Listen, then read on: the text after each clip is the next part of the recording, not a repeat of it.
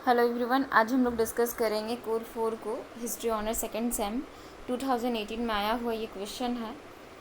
शुरू करेंगे हम लोग शॉर्ट क्वेश्चन से। पहला क्वेश्चन है, हु कंपोज्ड मत विलास प्रहसन। मत विलास प्रहसन की रचना किसने की है? तो मत विलास प्रहसन की रचना की है महेंद्र वर्मन प्रथम ने। ये पल्लव शासक था, इसी ने मत विलास प्रहसन की रचना की है।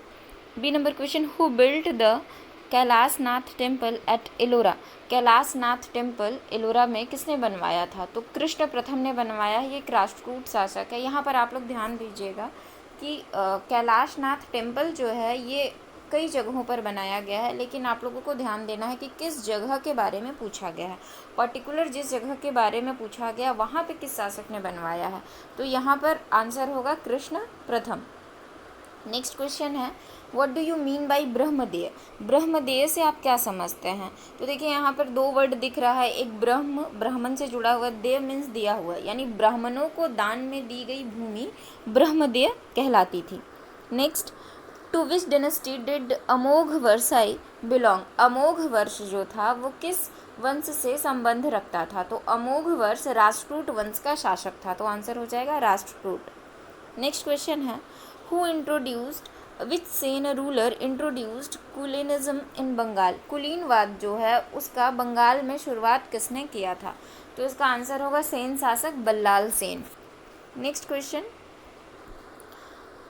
Who were Alvars. अलवार्स कौन थे? तो अलवार संत हैं। प्रीवियस ईयर क्वेश्चन में की बार ये पहले भी पूछा गया था अलवार और नैनार के बारे में। तो अलवार ये संत है, दक्षिण भारत के संत है, वैष्णव संत। तो आप लोग आंसर में लिखिए अलवार दक्षिण भारत के वैष्णव संत हैं। Next question, what were the Chalukyas of Badami also known as. Chalukya of Badami को और किस नाम से जाना जाता है? तो देखिए वातापी एक उसी का एंशंट नाम है। वातापी के चालुक्य के नाम से भी जाना जाता है, लेकिन इसके साथ हम इसे पूर्वकालीन पश्चिमी चालुक्य के भी नाम से जाना जाता है इसे। तो पश्चिमी चालुक्य से क्यों कहा जा रहा है? क्योंकि चालुक्य जो है वो तीन वंशों के बारे में हम लोगों को पढ़ना होता है, वो तीन क्षेत्रों में थे। तो पश्चिम वाले जो चालुक्य थे वो बादामी वाले थे, तो इसलिए पश्चिमी चालुक्य के नाम से भी जाना जाता है। जैसे वेंगी के भी चालुक्य है और कल्याणी के भी चालुक्य है। तो दक्षिण पश्चिम वाला क्षेत्र, दक्कन वाला जो क्षेत्र है उसमें पश्चिम के तरफ ये थे, तो इसे पूर्वकालीन पश्चिमी चालुक्यों के नाम से भी जाना जाता है। Next question, name one Arab traveller who of the early medieval period. Early medieval period में एक अरब ट्रैवलर का नाम लिखना है। तो इसमें आप अल मसूदी का नाम लिख सकते हैं, सुलेमान का नाम लिख सकते हैं, अन्य और भी थे, कोई एक नाम लिख दीजिए। नेक्स्ट 2 मार्क्स वाले क्वेश्चन पर हम लोग आ जाते हैं। What were mandapikas in early medieval India. Early medieval India में मंडपिकास क्या है? मंडप शब्द से एक्चुअली ये मंडपिकास जो है मंडी शब्द से जुड़ा हुआ है। ये दक्षिण भारत में ही जो गांव के आसपास के क्षेत्र में जो छोटे बाज़ार और हाट होते थे जहां लोग अपने सामानों को बेचने के लिए लाते थे, वही मंडपिका कहलाता है। तो ये एक छोटा सा बाज़ार या हाट आप लिख सकते हैं, और स्पेशली ये वर्ड जो है अगर आप लोग थोड़ा सा याद रखने के लिए मंडी से इसको ध्यान में रखिएगा तो याद रहेगा। Next, what was Araghatta. Araghatta से आप क्या समझते हैं? तो अरघट एक सिंचाई यंत्र है, इसे रहट भी कहा जाता था। तो पूर्व मध्यकालीन सिंचाई यंत्र जो सिंचाई में सहायता करता था, अरघट कहलाता है। नेक्स्ट, व्हाट वाज मत्स्य न्याय। देखिए यहाँ पे एक टर्म है मत्स्य न्याय, यानी मछलियों का न्याय। अगर हम लोग नेचर देखें तालाब की मछलियों का, तो जो बड़ी मछलियाँ होती है वो छोटी मछलियों को खा जाती है। तो जो शक्तिशाली है वो कम शक्तिशाली को अपने अधीन रखेगा या उसी के अकॉर्डिंग चीज़ें चलेगी। तो पूर्व मध्यकाल में एक ऐसी अवस्था उत्पन्न हुई थी जब जो स्वतंत्र शासक थे, क्योंकि कोई केंद्रीय शक्तिशाली शासक नहीं था, तो स्वतंत्र जो शासक या सामंत थे जो शक्तिशाली थे वो अपने अकॉर्डिंग चीज़ों को चला रहे थे। तो एक अस्थिरता का माहौल उत्पन्न हो गया था। तो इसी समय को इतिहासकारों ने मत्स्य न्याय की संज्ञा दी है। तो आप इसे शॉर्ट में लिखिए कि मत्स्य न्याय जो है वो 8वीं शताब्दी बंगाल में उत्पन्न आरजक स्थिति को इतिहासकारों ने मत्स्य न्याय कहा है। और इस आरजक स्थिति को समाप्त किसने किया था? पाल वंश के संस्थापक गोपाल ने, और एक शक्तिशाली वंश की उसने स्थापना की थी। Next, what were the Manigramam and Nanadesi. Manigramam और नान देसाई कौन थे? तो मनीग्रामम और नान देसाई ये दोनों ही व्यापारिक संघ से जुड़े हुए हैं। तो गिल्ड जो है, गिल्ड व्यवस्था आप लोग देखें, व्यापारियों का जो समूह या संघ होता था। तो दक्षिण भारत में व्यापारिक संघ के रूप में जाने जाते थे, या मनीग्रामम और नान देसाई दक्षिण भारत के व्यापारिक संघ थे, जिसमें जो नान देसाई है ये होयसल साम्राज्य के व्यापारिक संघ थे। नेक्स्ट, व्हाट वर ऊर एंड सभा। ऊर क्या है और सभा क्या है? ये दोनों ही चोलकालीन चोलकाल से संबंधित है। तो ऊर जो है वो चोलकालीन साधारण गांव है, और सभा, जैसे कि सभा से आप लोगों को देख के समझ में आ रहा है कि कोई एक समागम या एक मीटिंग के जैसा। तो सभा है ये चोलकालीन ग्रामीण समागम होता था, जिसके जो सदस्य होते थे वो ब्राह्मण और कुलीन हुआ करते थे।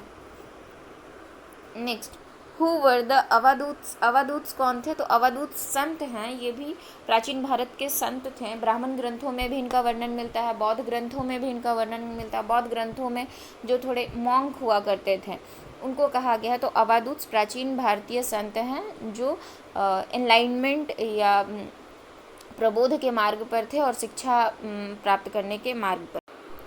नेक्स्ट क्वेश्चन है, व्हाट इज़ नागर स्टाइल ऑफ आर्किटेक्चर। आर्किटेक्चर का जो नागर स्टाइल है वो क्या है? तो तीन जो स्टाइल है उनके बारे में हम लोग देख चुके हैं। प्रीवियस ईयर में भी एक बार पूछा गया, आई थिंक द्रविड़ के बारे में पूछा गया था, द्रविड़ शैली के बारे में। तो मंदिर निर्माण की ये शैली है नागर शैली, मंदिर निर्माण की उत्तर भारतीय क्षेत्र की शैली है, जिसमें जो मंदिर निर्माण की विशेषता है वो चतुष्कोणीय मंदिर हुआ करते थे, और इसके जो शिखर होते हैं उसमें खड़ी रेखाओं का प्रयोग किया गया है। तो तीनों स्टाइल के बारे में आप लोग पढ़ लीजिएगा, नागर को भी, द्रविड़ को भी, वेशर को भी।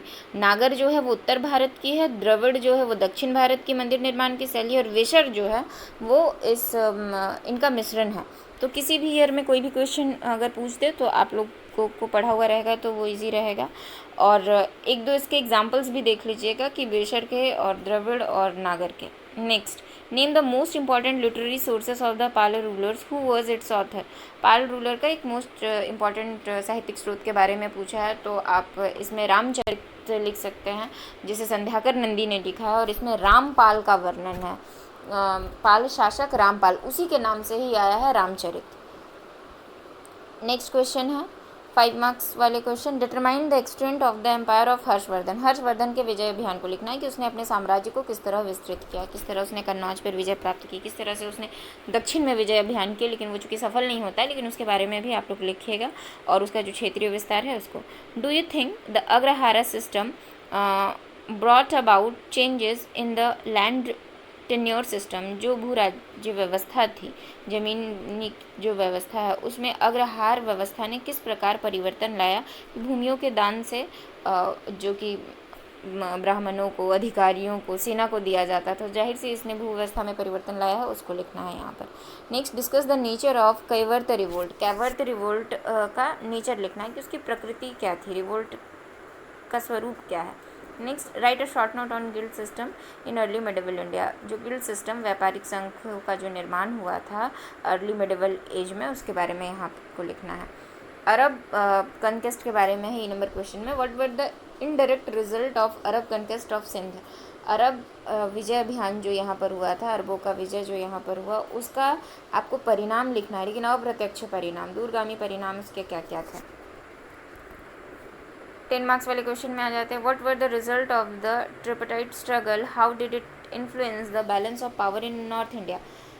त्रिपक्षीय संघर्ष का परिणाम क्या था, उसको लिखना है यहाँ पर, कि एट लास्ट कौन जीता, और किस प्रकार विभिन्न विद्वानों ने इसके बारे में कहा है कि इसका रिजल्ट क्या है।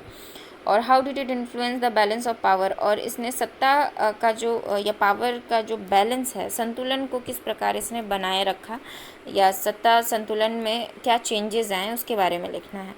Next, evaluate the maritime activities of Cholas. Cholas की जो सामुद्रिक अभियान है, उसके जो नाविक अभियान थे, और समुद्री विजय अभियान है, नाविक बेड़े जो है, समुद्री बेड़े जो है, उसके बारे में यहाँ पर लिखना है। Analyse the significance of Sen dynasty in the history of early medieval India. Early medieval India में सेन डायनेस्टी के महत्व को लिखना है, कि किस प्रकार सेन डायनेस्टी पूर्व मध्यकाल में एक महत्वपूर्ण वंश था, उसका क्या समाज को देन है, इसकी क्या उपलब्धियां हैं इस वंश की, बंगाल से लिंक करके थोड़ा बहुत इसको यहाँ पर आप लोग लिख दीजिएगा। तो ओवरऑल आज हम लोगों ने 2018 के पेपर को देख लिया। इससे पहले भी मैंने 2 पेपर कोर 4 से रिलेटेड अपलोड कर दिया है, वो भी आप लोग देख लें। और नेक्स्ट वीडियो में हम लोग फिर एक पेपर बच रहा है, उसको भी कंप्लीट कर लेंगे। तो ओवरऑल कोर 4 का प्रीवियस ईयर क्वेश्चन कंप्लीट हो जाएगा। और लॉन्ग क्वेश्चन चूँकि यहाँ पर कम्प्लीटली डिस्कस नहीं हो पाता है एक साथ इतने कम टाइम के वीडियो में, तो पर्टिकुलर अगर किसी क्वेश्चन में प्रॉब्लम हो तो उस क्वेश्चन को हम लोग डिस्कस कर लेंगे। आप लोग पूछ सकते हैं अगर पर्टिकुलर किसी क्वेश्चन में प्रॉब्लम है तो। अभी के लिए इतना ही, फिर नेक्स्ट वीडियो में हम लोग नेक्स्ट ईयर के क्वेश्चन को डिस्कस करेंगे।